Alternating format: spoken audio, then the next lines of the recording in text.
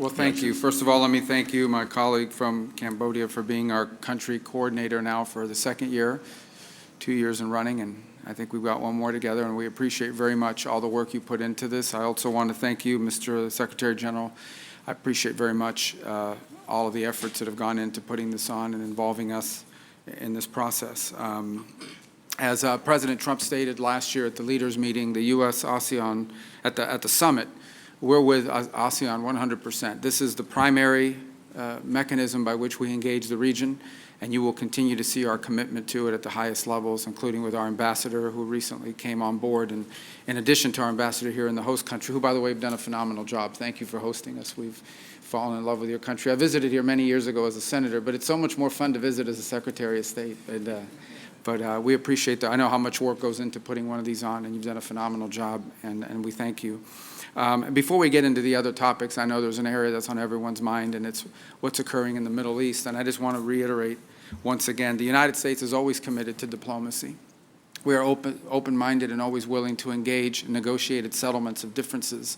And that remains true in the case of Iran. Unfortunately, as of now, despite their direct outreaches, and Iran has been reaching out to the United States both directly and indirectly to engage in talks about settling the differences with regards to what's happening in that part of the world. Unfortunately, so far, even though we have reached agreements, they have not kept their commitments.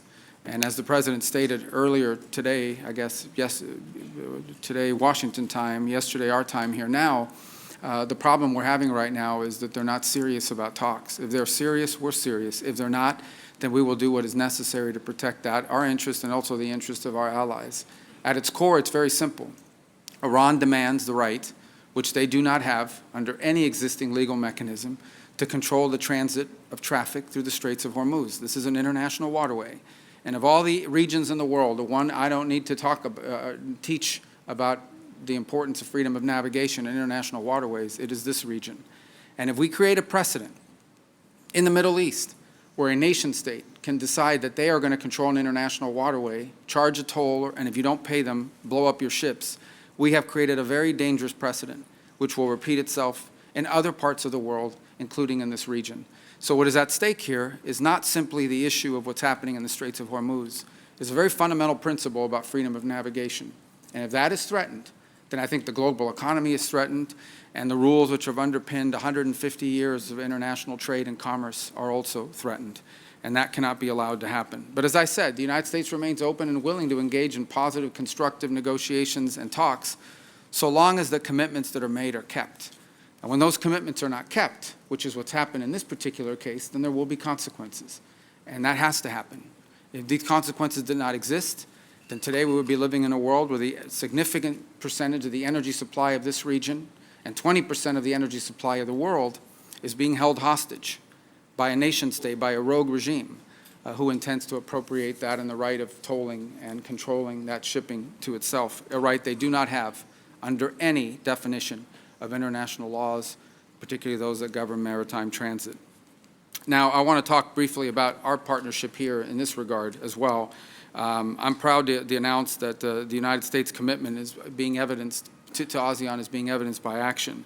The United States is now going to, as we announced last year and have been following up in the year since our last gathering, leverage all available tools in our government to strengthen these relations, and that includes on the topic of foreign assistance. As part of that effort, we're delivering $2.5 billion in U.S. government strategic investments in Southeast Asia, reinforcing our commitment to the region. And we're investing because the development of ASEAN is also in the interest of the United States. This is not charity. This is not something we're doing because we're nice people, although I believe we are nice people, but it's in our national interest. Our partnership with each of your countries in the region at large, it's in the national interest of the United States, and we will never abandon it. No matter what else is going on in the world, no matter what our bilateral relations may be with other countries, we're a powerful country that has a global reach, and so we have to have relations with powerful countries with whom we have some disagreements.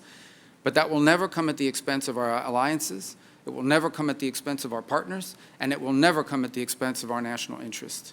And our relationship with each country represented here today is in our national interest. In addition, we are also seeking to leverage other financial tools available to our government to seek new opportunities within ASEAN. The recent approval by the Development Finance Corporation to provide $1.5 billion in new strategic investments advancing aviation infrastructure, energy security, and secure supply chains is among the things we want to achieve together with all of you. As this region becomes the engine of economic growth in the 21st century, and I've said this with all due respect to other parts of the world that we also care about and are involved in, but I believe very much that the future and the story of the 21st century will be written in this region and by how events unfold here. And the security and prosperity of the United States and Southeast Asia will always depend on each other. And as ASEAN develops its digital economy, diversifies its sources of energy, and builds a more secure supply chain, the United States wants to provide solutions to these regional issues. We want to be among your featured and most trusted partners in each of these endeavors. We're committing to support security in the region through nearly $130 million in assistance to ASEAN countries for demining, which reflects our commitment to the safety of everyday citizens. We recognize that pragmatism underpins programs and activities in ASEAN, and we want to support a safer and more secure Southeast Asia for your peoples. We're also continuing to boost energy security in the region by supporting LNG market development, the deployment of U.S. grid technologies, and support to the ASEAN power grid, building safe, secure, and responsible civil nuclear energy programs, and investing in regional energy infrastructure, including critical mineral supply chains. As ASEAN seeks to implement its ASEAN Petroleum Security Agreement, the United States will continue to stay heavily engaged on energy-related issues. The United States, as I said earlier, and I'll repeat again, stands with ASEAN, and we're working together to strengthen our economies and our people through forward-looking collaboration that will ensure that the U.S. is your reliable and durable partner for the next 50 years and beyond. So I look forward to our discussion today on the issues that will shape our comprehensive strategic partnership for the years to come. Thank you.